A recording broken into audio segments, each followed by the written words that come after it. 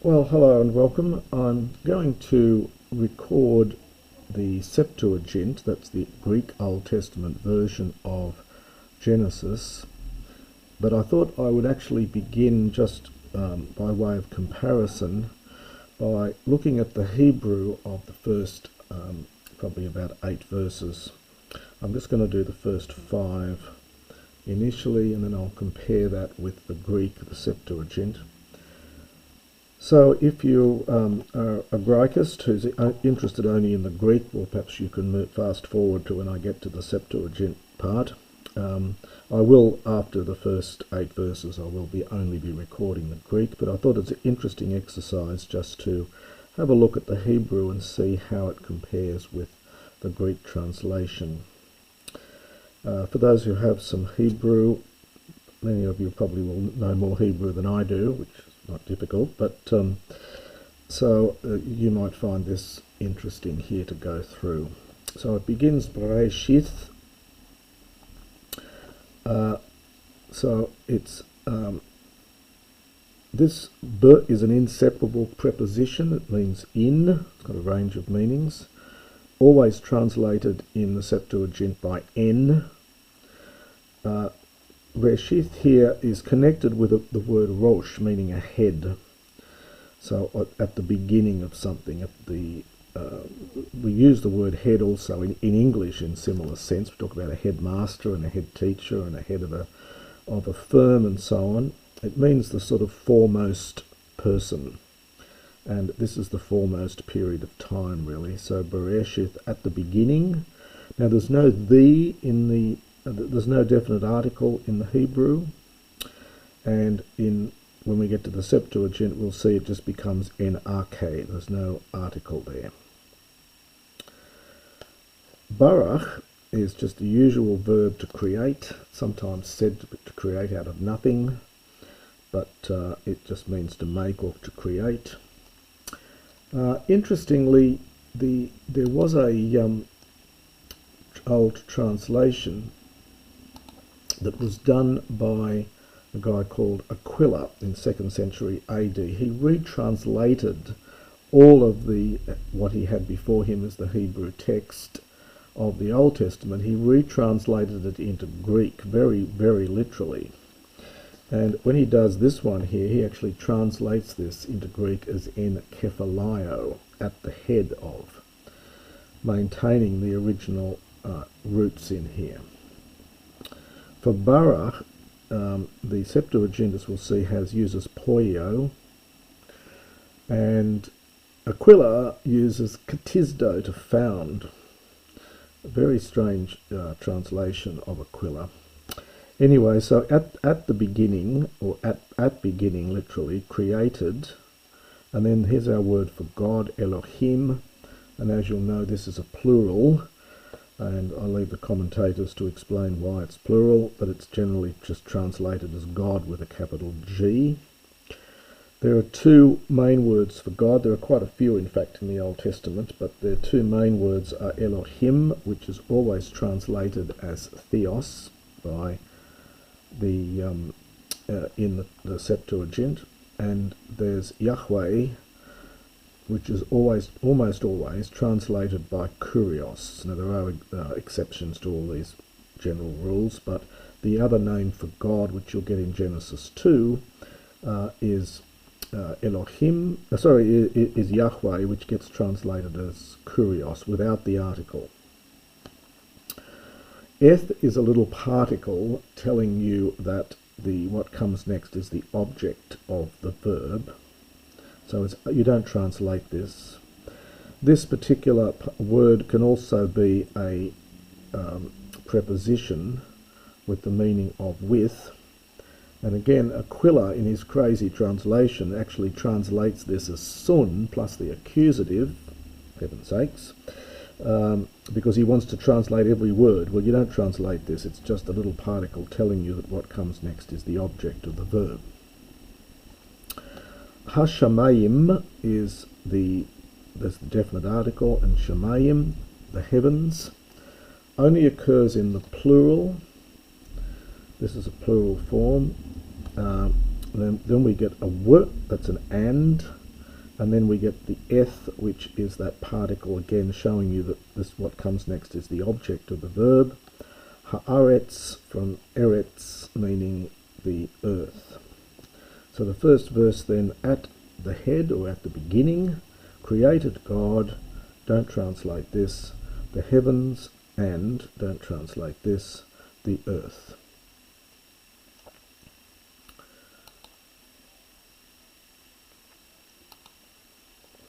For verse 2, this again is the same word as we've got here, except we've got the w, which simply means and haaretz, and the earth. Now, aretz is a feminine noun, and so as you'll know in Hebrew, you have different forms for the masculine and feminine of verbs, which you don't have in Greek, but you do in Hebrew. So this is the feminine form of the verb to be here. So the normal verb to be haya. This is just the feminine form because it's got to agree with eretz here. So the earth was tohu wabohu. This is a very strange combination of words. Tohu means an emptiness, and by the way, these words always occur together. You don't get bohu without tohu, and I think it's very rare anyway. And it's got a funny sound to it as well, tohu wabohu. It means an emptiness, and it's used elsewhere in Genesis with the meaning, referring to a city with nobody in it, a desolate city. So it means an emptiness, and wabohu is a word meaning a void. And we'll have a look at what the Greek does with that a bit later. It's interesting, they have different ways of trying to construe this. So and the earth was without, well, it was an emptiness and a void. Hoshek, there's the and again. Hoshek is the word for darkness. And darkness, now we have to supply the verb to be, it's not there in it, so was, hal, pani. Hal is a preposition, and it's connected with a little method, I think it's called here, with the word it goes with, meaning upon. Often rendered by epi in the Septuagint. We'll see that it's rendered in the Septuagint here by epano, which is epi plus ant plus ano. So it was upon. Now, pani is a construct state. In Greek, as you know, you say the dog of the man, and you put of the man in the genitive. In Hebrew, you would say the dog of the man, and that first bit's called a construct state, and that's what this is. So it's the face of, and there's no article here either. So and it is actually a plural. It's literally faces, but this noun panim is plural. This is the construct form of it, and it only occurs in the plural. So we normally just say upon the face of. Tehom is the deep. Interestingly translated into the Greek, as we'll see, by abusos, the abyss. Sometimes rendered as a sort of primeval ocean, this idea of tehom. So where was I up to here? So in God, and the earth was an emptiness and a void, and darkness was upon the face of the deep. And now this is again, and we've got a ruach, which is the word for wind or spirit, and there's no article, there's no definite article here, and there isn't in the Septuagint either. So literally a spirit, and it's probably construct state. It's not easy to see that, I can't see it, but it must be something like the Spirit of God. So the Spirit of Elohim, of God. Some people make heavy weather of this. They translate Elohim here as divine and translate this as a divine spirit. Well, you can do that, but it's literally and a spirit of God. Now we've got to supply the verb to be again, and we've got a participle here. Now ruach is feminine, so we have a feminine form of the participle.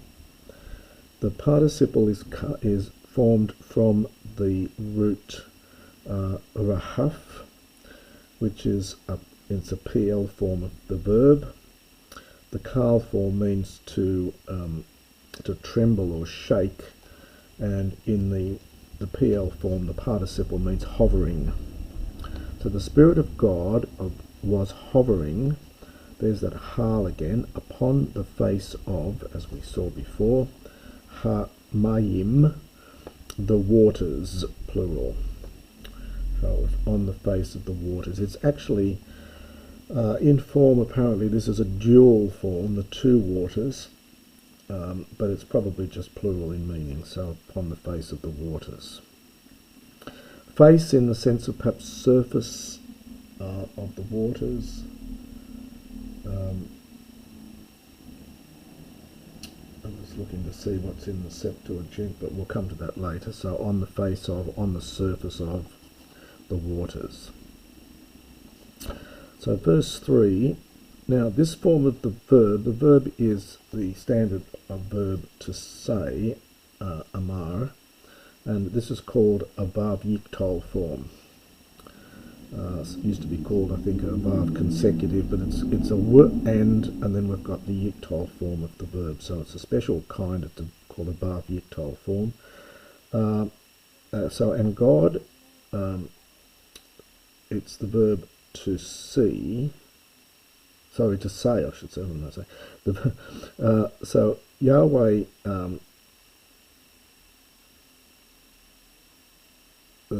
said, now this is a jussive form, it's like an imperative, a jussive form again from the verb to be. So let there be or, light, and then we just get again the verb to be, and there was light. So a short verse here, and God said, let there be light, and there was light. Now in verse 4, again we get a vav yiktol form from the verb ra'ah, which is to see. The H is dropped off in this form. So it's the verb to see. So in God saw, and then we get our eth again. This is that particle telling you what's next is the object. So God saw, or the light. Now we get ki. Ki is a funny word. It means like or as. It's an inseparable preposition. Often rendered into, can also mean that. And unfortunately it's almost always translated into the Septuagint by hoti, even when it doesn't really mean hoti. And you'll see in other places in the Septuagint where you get hoti in the Greek and it doesn't make any sense. It's simply because the translator has seen ki and written hoti. So it's literally, I think, as tov, as good. So when God saw the light, I think it means as good. You could translate it that, and then it was understood good, but it is connected with this. I think it's just as a good thing, so as good. The Greek has hoti, so that it was good. And we get a vav yiktol form again here from the verb badal, which means to separate. So when God separated, or made a separation, bain, between. This gets put into the Greek as anameson, which is classical. I've seen it very rarely, but it then becomes very, very common in the Septuagint, and it comes into the New Testament as well. So it simply means between. The Greek says anameson, in the middle of. The light, it means God made a separation between the light and between hahoshek, the darkness. We get another vav yuktol form from kara, to call. So, and God called. Now, the idiom here is to call to something. It's a bit like our perhaps refer to something. And so we get a la here, that l is the inseparable preposition. The noun here is or, meaning light. So it's literally God called to the light, or perhaps referred to the light as, or just translate God called the light and ignore the lamed.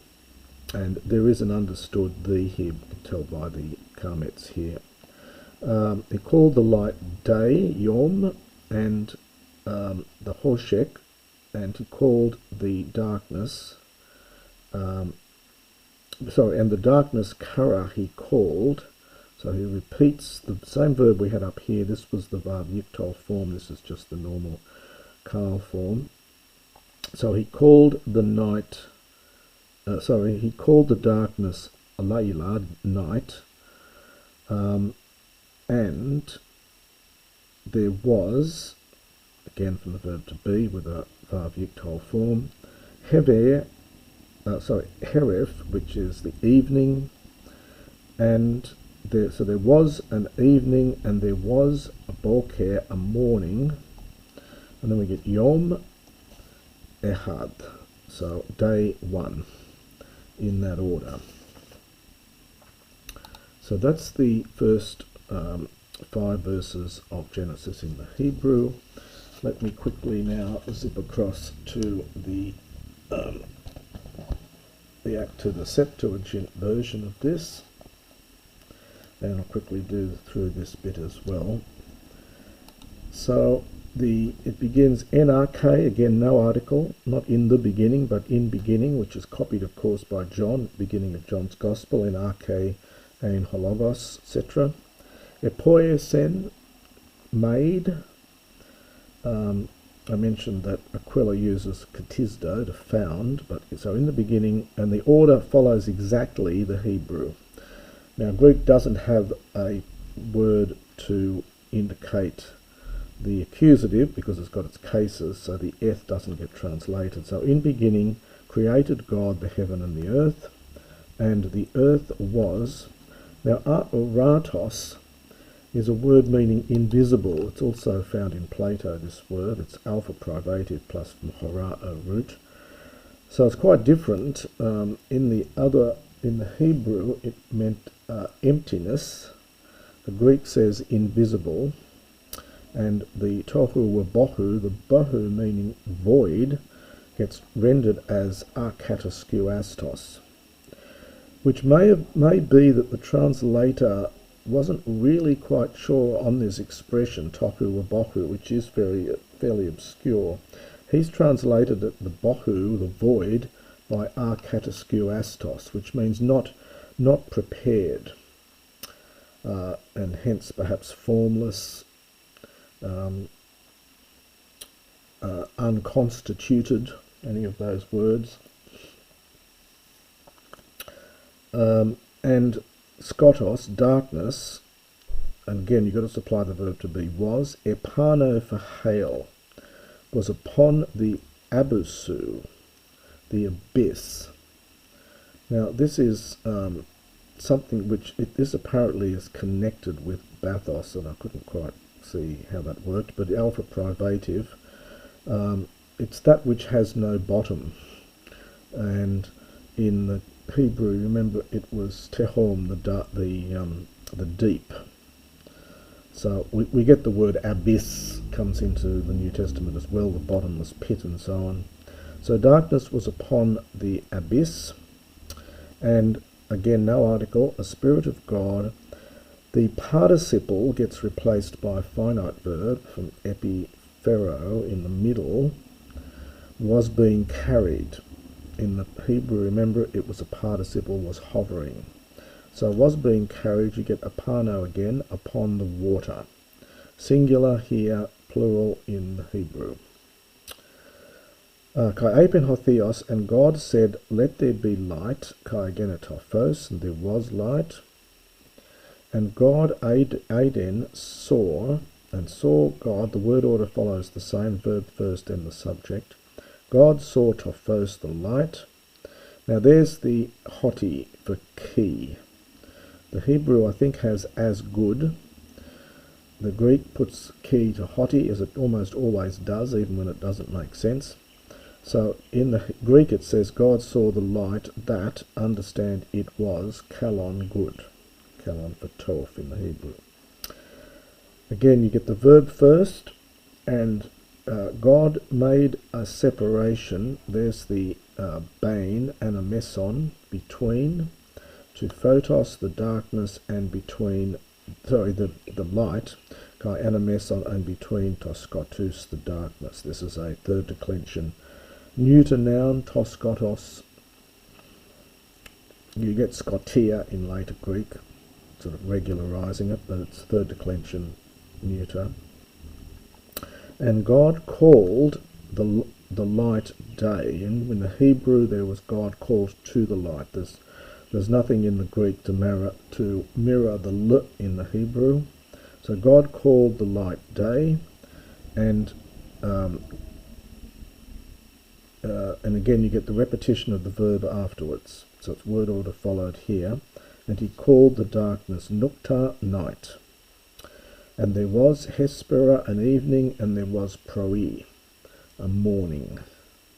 This is the word generally used for morning in, or perhaps early morning in the Septuagint Greek. So there was an evening and there was an early morning. Hemera mia, again following Hebrew word order, day 1. And that is the first 5 verses of the book of Genesis, chapter 1.